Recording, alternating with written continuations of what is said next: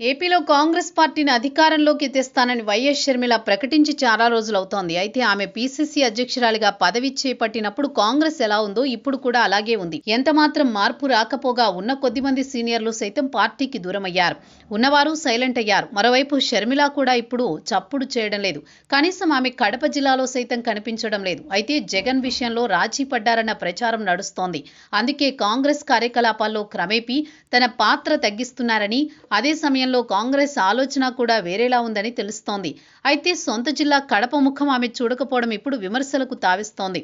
గత ఎన్నికల్లో కడప పార్లమెంటు స్థానం నుంచి పోటీ చేశారు షర్మిల. దాదాపు 1,50,000 ఓట్ల వరకు సాధించారు. అయితే ఎన్నికల సమయంలో కడప జిల్లాను విడిచిపెట్టేది లేదని, నిరంతరం పర్యటిస్తూ ప్రజా సమస్యలపై పోరాటం చేస్తానని షర్మిల ప్రచారంలో చెప్పారు. కానీ ఇప్పుడు పూర్తిగా కనిపించకుండా మానేశారు. దీనిపై విమర్శలు వ్యక్తమవుతున్నాయి. కడపలో రాజశేఖర్ రెడ్డి కుటుంబం అభిమానులు ఎక్కువ. మొన్నటి ఎన్నికల్లో వైఎస్ షర్మిల విన్నపం మేరకు వారంతా కాంగ్రెస్ పార్టీకే ఓటేశారు. స్వయంగా షర్మిల పోటీ చేయడంతో ఆమెకు ఓట్లు వేయగలిగారు. అయితే ఎన్నికల అనంతరం షర్మిల కడప ముఖమే చూడడం మానేశారు. మధ్యలో పులివెందుల వస్తున్న ప్యాలెస్కే పరిమితమవుతున్నారు. కాంగ్రెస్ పార్టీ సరైన నాయకత్వం కోసం ఆలోచన చేస్తున్నట్టు ప్రచారం నడుస్తోంది. షర్మిలను మార్చి ఆ స్థానంలో కాపు నేతకు అవకాశం ఇస్తారని తెలుస్తోంది. ఇప్పటికే ప్రియాంక గాంధీ ఏపీలో కాపు నేతలకు నేరుగా ఫోన్లు చేస్తున్నారని సమాచారం.